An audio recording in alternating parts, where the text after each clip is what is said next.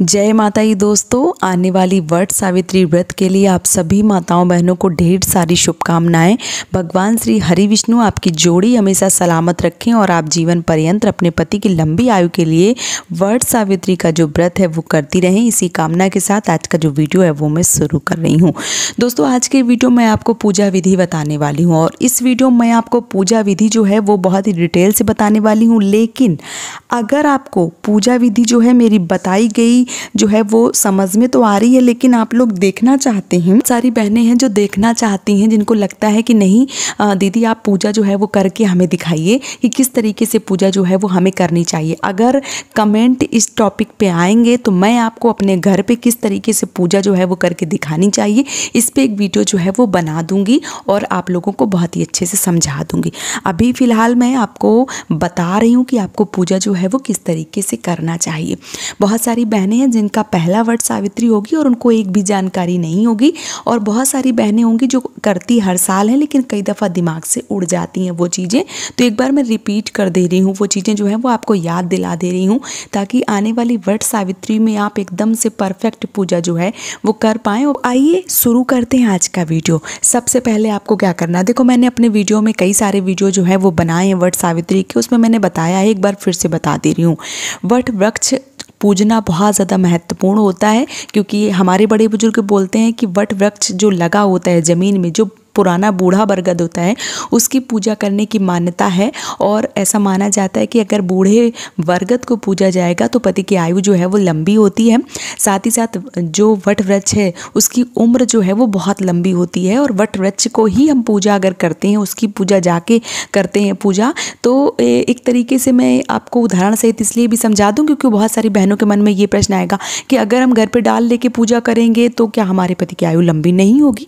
बहुत सारे मन जो है वो उथल पुथल मस्ती रहती है, तो मैं आपको डिटेल से समझा देती हूँ। देखिए, जब आप वट वृक्ष के पास जाकर पूजा करती हैं, पूरी विधिवत पूजा जो है वो करती हैं और वट वृक्ष पर करती हैं, तो आपको बहुत सारी चीज़ें जो हैं वो वहाँ पे देखने को मिलती हैं। बहुत सारी माताएं बहनें जो हैं वो आती है वहाँ पूजा करने, तो बहुत सारी चीज़ें जो हैं वो जानकारी मिलती है। साथ ही साथ जब ग्रुप बड़ा हो जाता है तो वहाँ बैठ के कथा सुनने का एक आनंद जो है वो अलग ही मिल जाता है। साथ ही जब हम कलश बदलते हैं या हम सिंगार लेते हैं तो बहुत सारी बहनें एक दूसरे को सिंगार लगा देती हैं, और कई दफ़ा कोछा डालने के लिए बहुत सारी देवरानी जेठानी हम वहीं पे हमारी जो सहेलियां मिल जाती हैं, या हमारी तरीके की बहुत सारी बहनें जो हैं वो वट सावित्री का व्रत करती हैं, वहाँ पे पूजा करती हैं, तो सिंदूर भी लगा देती हैं बहनों को, कोछा में जो फल हैं वो डाल देती हैं। इस तरीके से बहुत सारी चीज़ें जो हैं वो वहाँ देखने को मिल जाती हैं। अगर आप घर पर पूजा करते हैं तो अकेले ही पूजा करना पड़ता है। वट वृक्ष में पूजा करती हैं तो और बहुत सारी बहनों के साथ में फेरे परिक्रमा जो है वो लगा ली जाती है। घर पे पूजा करते हैं तो जो वट वृक्ष की डाल हम लेके आते हैं, कई दफ़ा बहुत सारी बहनें पूजा करती हैं, पति की आयु लंबी हो, पूरी विधिवत पूजा करेंगी, उसके बाद वो डाल उखाड़ेंगी और पता नहीं कहाँ फेंक देंगी। मतलब ये भी नहीं है कि कहीं अच्छी जगह पे डालें या अच्छी जगह पे उसको लगा दें कि मतलब वो पैरों के नीचे ना पड़े। मैं सबकी बात नहीं कर रही हूँ, यहाँ पे कुछ बहनों की बात कर रही हूँ कि बस उनकी जितनी देर उनकी पूजा होती है बस उतनी देर वो वट वृक्ष को पूरा भगवान समझ लेंगे। उसके बाद वो कहाँ पड़ा है, क्या हो रहा है, उसका क्या नहीं हो रहा है, उसको मतलब उन लोगों को कोई मतलब नहीं होती है। इसलिए मैं ये बोलना चाहूँगी कि वट वृक्ष पर जाके ही पूजा करें। अगर वट वृक्ष नहीं मिलता है तो मैंने यहाँ पे कई बार बता दिया, अपने वीडियो पे एक स्पेशल वीडियो बना दिया है कि वट वृक्ष नहीं मिलता है तो आप तुलसी की विधिवत पूजा कर सकती हैं। जिस तरीके से वट वृक्ष की पूजा करती हैं सेम उसी तरीके से आप तुलसी माता की पूजा कर सकती हैं, और वो भी वट वृक्ष का एक स्वरूप मान के पूजा कर सकती हैं। जिस तरीके से वट वृक्ष की पूजा करने से जो आपको जो है वो सौभाग्य की प्राप्ति होगी, उसी तरीके से आपको तुलसी माता की पूजा करने से सौभाग्य की प्राप्ति होगी। मैंने अपने बहुत सारे वीडियो में बहुत सारी डिटेल जो है वो बता दी है। अभी मैं बता रही हूँ कि इसमें पूजा विधि जो है वो क्या रहेगी। तो आपको अगर घर पे पूजा कर रहे हैं तो आपको क्या करना है, या वहाँ भी पूजा कर रहे हैं, वैसे मैं घर के लिए बता रही हूँ, उसी हिसाब से आपको चीज़ें जो है वो समझ में आ जाएंगी। जहाँ भी आप गमला रख रहे हैं, क्योंकि गमले में ही आपको वट वृक्ष की डाल जो है वो लगानी चाहिए, तो आपको जिस भी बाल्टी में, जिस भी गमले में लगा रहे हैं तो वहाँ पे आपको वट की डाल लगानी चाहिए, या आप वट वृक्ष के नीचे जा रहे हैं तो वहाँ पे आपको थोड़ी सी सफाई करनी चाहिए, वट के पत्ते जो हैं वो बिछाने चाहिए। उसके बाद सत्यवान और सावित्री की फ़ोटो बना के विधिवत पूजा जो है वो करनी चाहिए।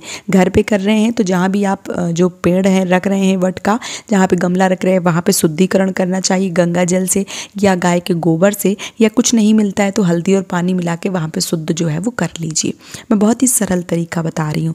उसके बाद आपको आटे का चौक बनाना है। अगर आप रंगोली डालना चाहते हैं तो डाल सकते हैं, वैसे शुभ जो है वो आटे का ही है। भले आप एक स्वास्तिक बनाएं, हमारे यहाँ सातिया बोल दिया जाता है कि सातिया बना लो, स्वास्तिक बना लो, तो जो भी है वो आप बना लीजिए। चाहे आप अच्छा सा डाल सकती हैं चौक तो वो बना लीजिए, नहीं बना सकती हैं स्वास्तिक डाल लीजिए। उसके बाद में आपको जो गमला है उसमें वट की जो शाखा है, जो डाल है वो लगा देनी है, और चौक के ऊपर जो है वो थोड़े से चावल रखने हैं, उसके ऊपर आपको गमला जो है वो रख देना है। फिर कलश रखना है, विधिवत कलश रखें। कलश में आपको सिक्का, सुपारी और जो चावल होते हैं वो पानी होता है और सिक्का होता है, वो चीज़ें जो हैं वो डाली जाती हैं। डालने के लिए तो जो पंच पल्लव, आम का पत्ता या अशोक के पत्ते जो भी मिल जाए वो डाल दिए जाते हैं। कुछ नहीं मिले तो पान का पत्ता एक ऊपर रख के भी आप कलश की स्थापना कर सकते हैं। जो भी चीज़ें मिल जाए उससे आप कलश की स्थापना कर सकते हैं। तो विधिवत आप कलश की स्थापना कीजिए, मौली बांधिए, स्वास्तिक बनाइए और कलश की पूजा कीजिए। उसके बाद आपको वट वृक्ष को जल देना है, शुद्धिकरण करना है, फिर आपको हल्दी लगाना है, और जो ऐपन होता है उससे आपको वट वृक्ष में हाथे लगाए जाते हैं। तो वट की डाली में तो आप लगा नहीं पाएंगे, तो आपको क्या करना है, आपको जो गमला आपने लिया है उसमें ही आपको हाथे जो है वो लगा देने चाहिए। इसके बाद आपको वस्त्र रूपी कलावा जो है वो पहनाना चाहिए, फिर सुहाग चढ़ाना चाहिए। सुहाग चढ़ाने के बाद में आपको पंखा जो है वो चढ़ाना चाहिए, थोड़ी सी हवा जो है वो ज़रूर करना चाहिए। फिर आपको जो पूड़ी है, बरगदाई हैं, जो भी आपने बनाई है, अठवाई बनाई है या बरगदाही बनाई है, चने हैं, फल हैं, जो भी हैं वो आपको प्रसाद के रूप में चढ़ा देना है। उसके बाद आपको फेरे लगाने हैं। फेरे जब भी आप लगाएं अपने कोछे में जो फल हैं या चने हैं थोड़े से ज़रूर ले लें, खाली हाथ ना लगाएं फेरे। और जब फेरे लगाए जाते हैं तो मैंने अपने एक स्पेशल वीडियो जो है वो बना दिया कि कितने फेरे लगाए जाते हैं, तो मैंने वो वीडियो जो है वो डाल रखा है। अगर आपने नहीं देखा तो एक बार उस पर विजिट जो है वो ज़रूर कीजिएगा। आपको जब फेरे लगाने हैं तो पूरे फेरे लगाने हैं, कहीं भी बीच में नहीं छोड़ना है। और चने के साथ साथ कोई भी ड्राई फ्रूट्स, कोई सिक्का, कोई टॉफ़ी, जिससे भी आप लगा रहे हैं, दो चीज़ों से फेरे लगाएं आप, तो आपको फेरे लगाने हैं। उसके बाद आपको क्या करना है, उसके बाद आपको आरती करना है, आचमन करना है, और फिर किताब या कथा जो है वो पढ़ना है। अगर आपके यहाँ हवन का विधान है तो आप हवन कीजिए, अगर आपके यहाँ विधान नहीं है तो कोई बात नहीं।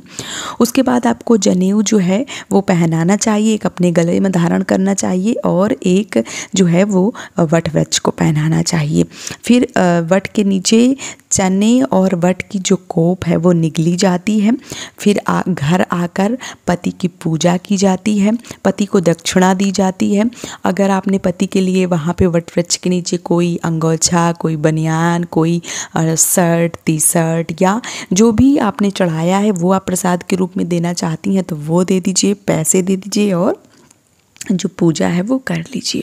और एक बात हमेशा याद रखें, वट वृक्ष के नीचे ही बैठ के आपको चने और वट वृक्ष की जो कोप है, जो फल है, वहीं पे बैठ के निगल लेना चाहिए। घर नहीं लाना चाहिए, वहीं बैठ के निगल लेना चाहिए। जो भी माताएं बहनें घर पे पूजा कर रही हैं तो उनको जहाँ पे पूजा समाप्त हो जाती है वहीं पे आपको जो है वो निगल लेना चाहिए। इस तरीके से आपको पूजा जो है वो करनी चाहिए वट वृक्ष की। मैंने जैसे कि बता दिया कि अगर आपको समझ में आ गई है तो बहुत अच्छी बात है, अगर नहीं समझ में आ रही है तो आप लोग बताइए, मैं पूजा विधि जो है वो करके दिखा दूंगी तो आपको और अच्छे से समझ में जो है वो आ जाएगा। उम्मीद करती हूँ कि आज का वीडियो आपको पसंद आया होगा। वीडियो पसंद आया तो चैनल को सब्सक्राइब और वीडियो को लाइक करना बिल्कुल भी ना भूलें। आज का वीडियो यहीं पर समाप्त कर रही हूँ दोस्तों। जय माता दी।